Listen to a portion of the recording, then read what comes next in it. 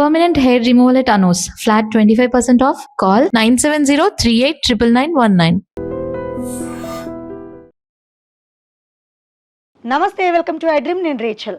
Cancer ఈ problem వినగానే భయమేస్తోంది. ఒక్కసారి క్యాన్సర్ వస్తే మళ్ళీ మళ్ళీ వస్తూనే ఉంటాయన్న అపోహలు లేకపోలేదు. అయితే భారతదేశంలో చాలామంది యంగ్స్టర్స్ కూడా క్యాన్సర్ బారిన పడుతున్నారు. మరి ఎందుకు ఈ సంఖ్య మరింత పెరుగుతోంది? క్యాన్సర్ని మనం ముందుగా గుర్తించలేమా? క్యాన్సర్ మన బాడీలోకి వచ్చేస్తే ఎలాంటి సిమ్టమ్స్ మన బాడీ ఇస్తుంది? ఈ లక్షణాలు ఏ విధంగా ఉంటాయి? ఒక్కసారి వస్తే దాన్ని మనం పర్మనెంట్గా క్యూర్ చేయలేమా? ఎలాంటి ట్రీట్మెంట్స్ అందుబాటులోకి వచ్చాయి? క్యాన్సర్కి సంబంధించి మరిన్ని డీటెయిల్స్ని తెలుసుకుందాము. ఇవాళ మనతో పాటు స్టూడియోలో ఉన్నారు senior robotic surgical oncologist doctor Harish NL గారు ఉన్నారు. వారు ఫైనాన్షియల్ డిస్ట్రిక్ట్ కాంటినెంటల్ హాస్పిటల్ నుంచి ఇవాళ ఐ డ్రీమ్ స్టూడియోలో సిద్ధంగా ఉన్నారు. వారితో మాట్లాడదాం. నమస్తే అండి. నమస్కారం రేచల్ గారు. ఎస్ డాక్టర్ గారు, చాలామందికి క్యాన్సర్ అనేది ఈ మధ్య కామన్ అయిపోయింది. ఒకప్పుడు క్యాన్సర్ ఎవరో ఒకరికి ఇద్దరికి అలా చూసేవాళ్ళము. బట్ ఏజ్తో సంబంధం లేదు, చాలామందిలో క్యాన్సర్ లక్షణాలు కనిపిస్తున్నాయి. మేజర్ డౌట్ ఏంటంటే అసలు ఈ క్యాన్సర్ వస్తుంది అని ముందుగా తెలియాలంటే మన బాడీ ఏదో ఒక సిమ్టమ్ ఇస్తుంది కదండి. ఎందుకు వస్తుంది అసలు క్యాన్సర్? చాలా మంచి ప్రశ్న అండి. ఇటీవల కాలంలో మీరు అన్నట్టు క్యాన్సర్ చాలా ఎక్కువగా చూస్తున్నాం. ఇదివరకు ఇన్ఫెక్షన్స్ ఎక్కువగా చూసేవాళ్ళం, కానీ ఇటీవల కాలంలో క్యాన్సర్ చాలా ఎక్కువగా వస్తున్నాయి. మరి ఈ క్యాన్సర్ అర్లీగా కనుగొనడానికి తెలుసుకోవాల్సిన లక్షణాలు ఏంటి అని ఒక చిన్న చిట్కా చెప్తాను. దీన్ని నిమోనిక్ కాషన్ అంటాం. కాషన్ అంటే ఏంటంటే C for change in bowel or bladder habits. అంటే ఒకరికి మోషన్ రోజుకి 3 సార్లు రావచ్చు, లేకపోతే వారంలో 3 సార్లు రావచ్చు. ఇలా ఉన్నవారికి సడన్గా రీసెంట్గా మోషన్ చాలా ఎక్కువగా రావడం, అందులో బ్లీడింగ్ కనిపించడం, లేకపోతే బ్లాడర్ హ్యాబిట్స్ అంటే యూరిన్ చాలా ఫ్రీక్వెన్సీ పెరగడం, లేకపోతే యూరిన్లో బ్లీడింగ్ కనిపించడం, ఇలాంటి లక్షణాలు వచ్చినప్పుడు అది క్యాన్సర్ లక్షణం కావచ్చు. అలాగే a sore that does not heal అంటే శరీరంలో ఎక్కడన్నా పుండుగా కనిపించడం, ఈ పుండు దీర్ఘకాలంగా మానకపోవడం. నోటి పుండు సామాన్యంగా వేడి కాలంలో అందరికీ కనిపిస్తూ ఉంటుంది, ఒక వారం 2 వారాల్లో తగ్గిపోతూ ఉంటుంది, ఇది వైటమిన్ డెఫిషియన్సీ వల్ల అవ్వచ్చు. కానీ నోటి పుండు దీర్ఘకాలంగా ఉండడం, 3-4 వారాలైనా తగ్గకపోవడం, చర్మంలో ఇంకెక్కడన్నా ఇలా పుండ్లుగా ఉండి అది మానకపోతే అది క్యాన్సర్ లక్షణం కావచ్చు. అలాగే అన్యూజువల్ బ్లీడింగ్ ఆర్ డిశ్చార్జ్. మహిళలకి నెలసరి పీరియడ్స్ మంత్లీ ఒకసారి వస్తూ ఉంటుంది, ఒక 3 to 4 days బ్లీడింగ్ అవుతుంది, ఆగిపోతుంది. కానీ పీరియడ్స్ మధ్య టైంలో కూడా ఎక్కువగా బ్లీడింగ్ కనిపించడం, దీర్ఘకాలంగా బ్లీడింగ్ ఎక్కువ అవ్వడం, లేకపోతే ఎక్సెసివ్ వైట్ డిశ్చార్జ్ కనిపించడం, ఇది కూడా క్యాన్సర్ లక్షణం కావచ్చు. అలాగే thickening anywhere in the body or in the breast అంటే శరీరంలో ఎక్కడన్నా గడ్డలుగా కనిపించడం చాలా సర్వసాధారణమైన లక్షణం. బ్రెస్ట్లో పెయిన్లెస్ లంప్స్ అంటే నొప్పి లేని గడ్డలు రొమ్ముల్లో తగలడం బ్రెస్ట్ క్యాన్సర్ లక్షణం అండి. ఇది కాకుండా ఇండైజెషన్ అంటాం, అంటే ఫుడ్ తీసుకోవడానికి ఇబ్బంది అవ్వడం, మింగేటప్పుడు చాలా ఇబ్బంది అవ్వడం, లేకపోతే దీర్ఘకాలంగా అసిడిటీ ఉండడం, ఇది కూడా క్యాన్సర్ లక్షణం కావచ్చు. అలాగే ఆబ్వియస్ చేంజ్ ఇన్ మోల్ అంటాం, అంటే పుట్టుమచ్చలు చాలామందికి ఉంటాయి, కానీ సడన్గా అది సైజ్ పెరగడం, వాటి బార్డర్స్ చాలా ఏసిమెట్రిక్గా మారడం, బార్డర్స్ చాలా ఇర్రెగ్యులర్గా ఉండడం, దానిలో చిన్న చిన్న పుండ్లుగా మారడం, అల్సర్స్ లాగా రావడం, దాని నుంచి ఏమైనా డిశ్చార్జ్ రావడం, ఇది కూడా క్యాన్సర్ లక్షణం కావచ్చు. స్పెసిఫికలీ మెలనోమా అంటాం. ఇది కాకుండా నాగింగ్ కాఫ్ అంటే దీర్ఘకాలంగా దగ్గు ఉండడం అండి. ఈ దగ్గు 4 వారాలైనా తగ్గకపోవడం, రొటీన్ మెడిసిన్స్ వేసుకున్నా తగ్గకపోతూ ఉంటే అది క్యాన్సర్ లక్షణం కావచ్చు. సో ఈ చిన్న కాషన్ నిమోనిక్ CAUTION వల్ల మనం క్యాన్సర్ లక్షణాలు గుర్తుపెట్టుకోవచ్చు. ఇలాంటివి ఉంటే ఖచ్చితంగా మీ డాక్టర్ గారిని సంప్రదించండి. ఎంత డీటెయిల్డ్గా చెప్పారంటే మీరు చెప్పే ఆ మైన్యూట్ థింగ్స్ వల్ల కూడా క్యాన్సర్ వస్తుందా అనే డౌట్ వింటుంటే నాకు భయమేస్తోంది. చిన్న చిన్నవి అనుకుంటాం మనం రెగ్యులర్ డైలీ యాక్టివిటీలో భాగంగా. ఏముంది, మోషన్లో బ్లడ్ వస్తుంది, లేదంటే పుట్టుమచ్చలే కదా, ఇలా రకరకాల వైట్ డిశ్చార్జే కదా, ఇలా చిన్న చిన్న ప్రాబ్లమ్సే ఎక్కడికి దారి తీస్తున్నాయో ఆలోచించండి. వ్యూవర్స్, ఇలాంటి లక్షణాలు ఏ ఒక్కటి కనిపించినా మీకు మీరు సెల్ఫ్ డెసిషన్ తీసుకోవద్దు, డాక్టర్ని తప్పనిసరిగా సంప్రదించాలి, దానికి సంబంధించిన టెస్టులు చేసుకోవాలి. ఇక టెస్టుల విషయానికి వద్దాము. ఎలాంటి టెస్టుల ద్వారా దీన్ని డయాగ్నోస్ చేస్తారు? చాలా మంచి ప్రశ్న అండి. ఇందాక నేను చెప్పింది సిమ్టమ్స్ అయితే మనం టెస్ట్ చేయడం వల్ల, స్క్రీనింగ్ టెస్ట్ వల్ల క్యాన్సర్ని మనం చాలా అర్లీగా కనుగొనవచ్చు అన్నమాట. స్క్రీనింగ్ అంటే క్యాన్సర్ లక్షణాలు లేని వాళ్ళు చేసుకోవాల్సిన టెస్ట్ని మనం స్క్రీనింగ్ టెస్ట్ అంటామండి. అంటే ఎవరైనా చేసుకోవచ్చు, కరెక్ట్. ఏజ్ వారైనా. దీనికి రికమెండెడ్ ఏజ్ గ్రూప్స్ ఉన్నాయండి, నేను చెప్తాను. మహిళల్లో మనం కామన్గా చూస్తుంది రొమ్ము క్యాన్సర్ మన దేశంలో. సో 40 ఏళ్ళు దాటిన ప్రతి మహిళ సంవత్సరానికి ఒకసారి స్క్రీనింగ్ మ్యామోగ్రఫీ చేసుకోవాలి. మ్యామోగ్రఫీ అంటే బ్రెస్ట్కి చేసే ఎక్స్రేని మనం మ్యామోగ్రఫీ అంటాం అనమాట. దీనివల్ల బ్రెస్ట్ క్యాన్సర్ అర్లీగా కనుగొనవచ్చు. ఇది కాకుండా కొంచెం యంగ్ ఏజ్లో ఉన్న ఉమెన్ కూడా పీరియడ్స్ స్టార్ట్ అయిన తర్వాత ప్రతి మహిళ కూడా తన బ్రెస్ట్ని మంత్కి ఒక్కసారి పీరియడ్ అయిపోయిన తర్వాత ఒక 3 days కానీ 4 days తర్వాత మిర్రర్ ముందర నుంచొని ఎంటైర్ బ్రెస్ట్ టిష్యూని ఒక సిస్టమేటిక్గా ఎగ్జామినేషన్ చేస్తే ఏమైనా చిన్న చిన్న లంప్స్ కణితులు ఏమైనా బ్రెస్ట్లో ఉన్నా అర్లీగా దాన్ని మనం కనుగొనవచ్చు, అర్లీగా కన్సల్ట్ చేయవచ్చు. సో దీన్ని మనం రొటీన్గా సెల్ఫ్ బ్రెస్ట్ ఎగ్జామినేషన్ అంటాం. ఎప్పుడు చేయాలంటే మంత్కి ఒకసారి, పీరియడ్స్ అయిన తర్వాత ఒక ఫిక్స్డ్ డేట్. ఎందుకు ఇలా టైం చెప్తామంటే పీరియడ్స్ టైంలో బ్రెస్ట్ చాలా సోర్గా ఉంటాయి, ఆ టైంలో ఎగ్జామినేషన్ చేస్తే పెయిన్ఫుల్గా ఉంటుంది. సో పీరియడ్స్ అయిపోయిన తర్వాత 3 or 4 days తర్వాత చేసుకోవచ్చు. ఇది కాకుండా మ్యామోగ్రఫీ 40 ఏళ్ళు దాటిన తర్వాత సంవత్సరంకి ఒకసారి మ్యామోగ్రఫీ చేసుకోవాలి. కానీ ఈ సంవత్సరం గ్యాప్ మధ్యలో అర్లీగా ఏమైనా లంప్స్ వచ్చినా కూడా అర్లీగా మనం దాన్ని కన్సల్ట్ చేసి ఎవాల్యుయేషన్ చేయాలి. ఇది కాకుండా మనం చూసేది పేగు క్యాన్సర్ ఎక్కువగా చూస్తున్నాం, అంటే కోలోరెక్టల్ క్యాన్సర్స్ అంటాం. దీన్ని ఎలా కనుగొనవచ్చు అర్లీగా అంటే స్క్రీనింగ్ కొలోనోస్కోపీస్ అంటాం. ఇది 10 ఏళ్ళకి ఒకసారి 40 ఏళ్ళు దాటిన వాళ్ళు చేసుకోవచ్చండి. ఇది కాకుండా మనకి స్టూల్లో ఏమన్నా బ్లడ్ లాంటిది కంటికి కనిపించింది అకల్ట్ బ్లడ్ అంటాం. దీనికి స్టూల్లో బ్లడ్ టెస్ట్ ఉంటాయి అనమాట. దాన్ని either by immunochemistry or stool occult blood test అని టెస్ట్ ఉంటాయి.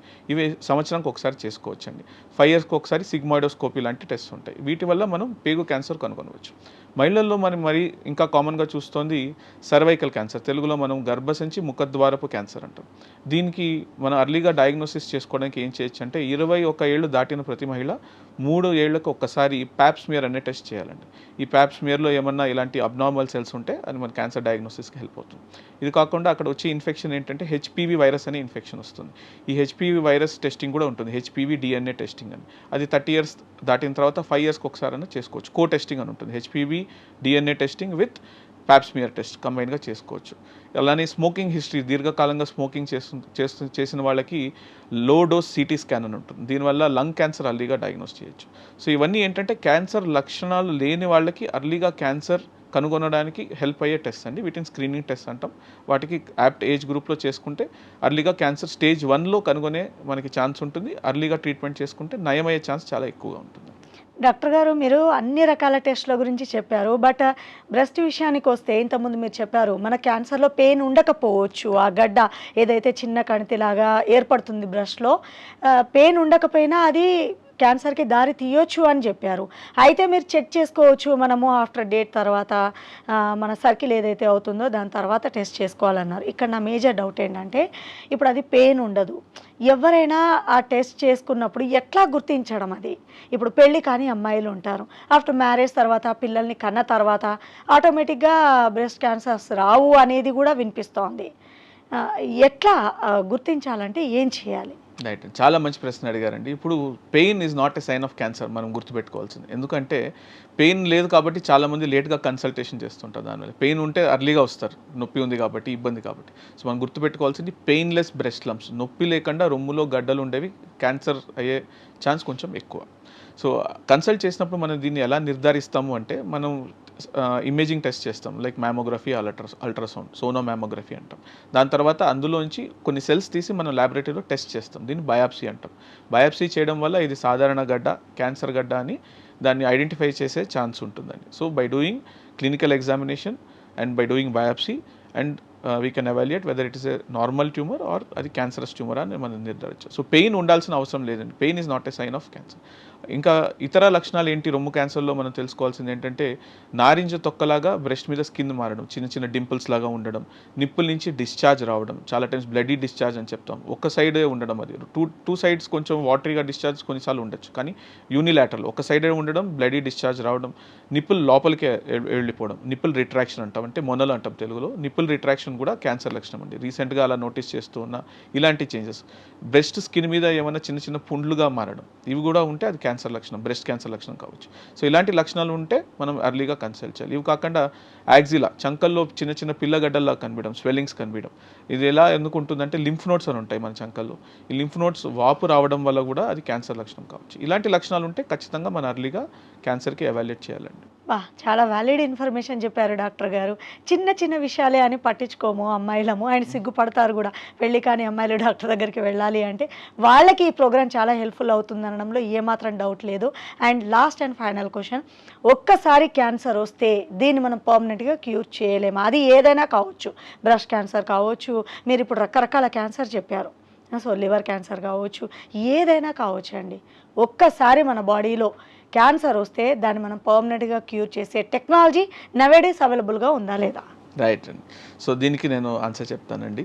ఇప్పుడు ఏ క్యాన్సర్ కన్నా ట్రీట్మెంట్ స్టేజ్ మీద డిపెండ్ అవుతుంది. ప్రతి క్యాన్సర్లో మోస్ట్ కామన్లీ 4 స్టేజ్లు ఉంటాయి. 1, 2, 3, 4. 1, 2, 3 అంటే చాలాసార్లు క్యాన్సర్ నయమయ్యే స్టేజెస్ అండి.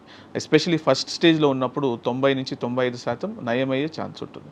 అర్లీ స్టేజ్ అంటే క్యాన్సర్ ఆ అవయవంలో మాత్రమే ఉంది, ఆ అవయవాన్ని దాటి బయటికి రాలేదు.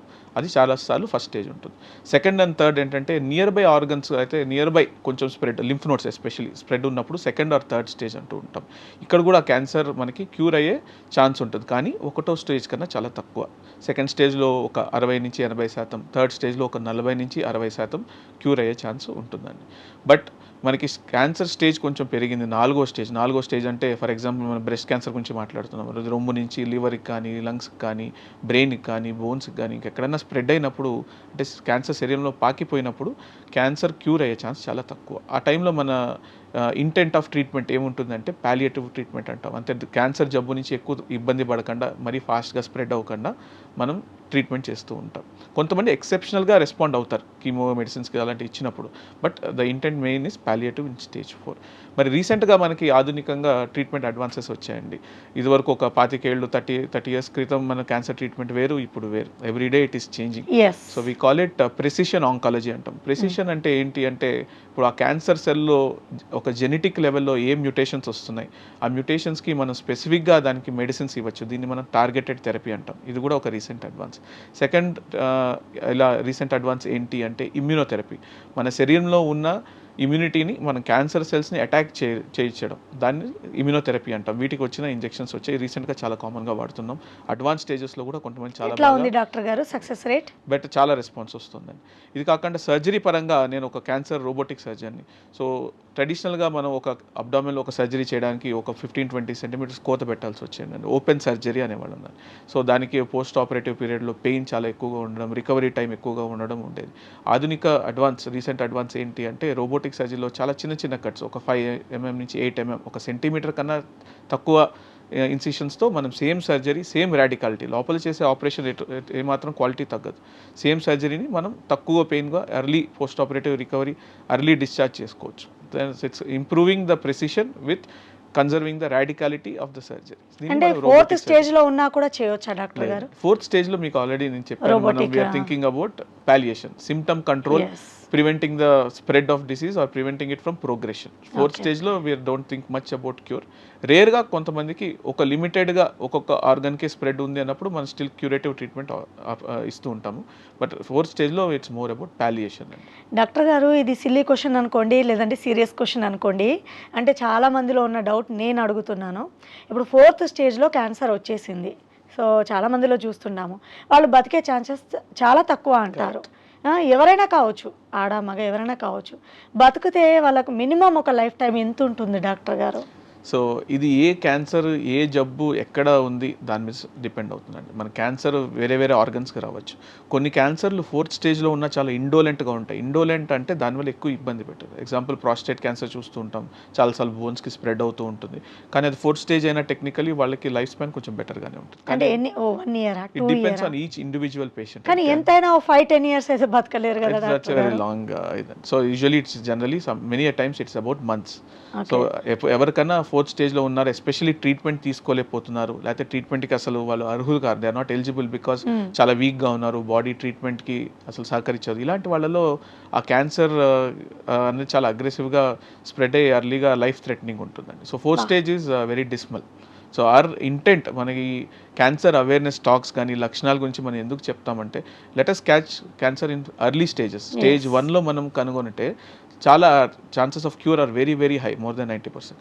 సిమిలర్లీ స్టేజ్ 2 or 3 అయినా పర్లేదు. So early diagnosis is very important. Similarly screening, ఈ లక్షణాలు మనం తెలుసుకుంటే అర్లీగా కన్సల్ట్ చేస్తే we can catch hold of cancer very early. చాలా వ్యాలిడ్ ఇన్ఫర్మేషన్ ఇచ్చారు డాక్టర్ గారు. వ్యూవర్స్, దయచేసి సిమ్టమ్స్ తెలియగానే వెంటనే డాక్టర్ని సంప్రదించండి.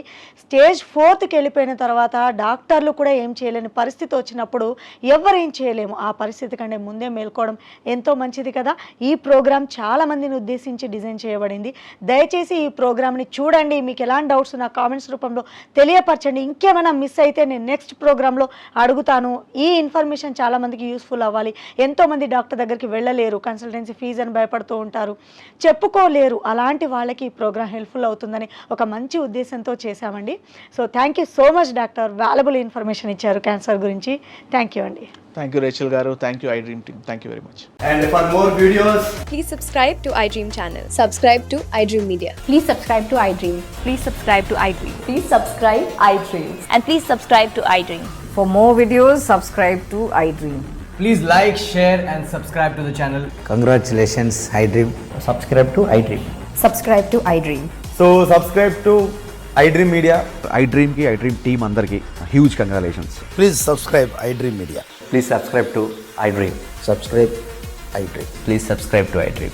iDream అంటే నా కళల ఛానల్ను సబ్స్క్రైబ్ చేసుకున్న నోరు తిరుగుతలేదు, మీరైతే గంట గుర్తు కొట్టండి. For more such videos, please subscribe to iDream. Subscribe to iDream. Please subscribe to iDream. Please subscribe iDream Media. Please do subscribe to iDream. Please subscribe to iDream Media. For best entertainment and information, please subscribe iDream. And don't forget to subscribe to iDream.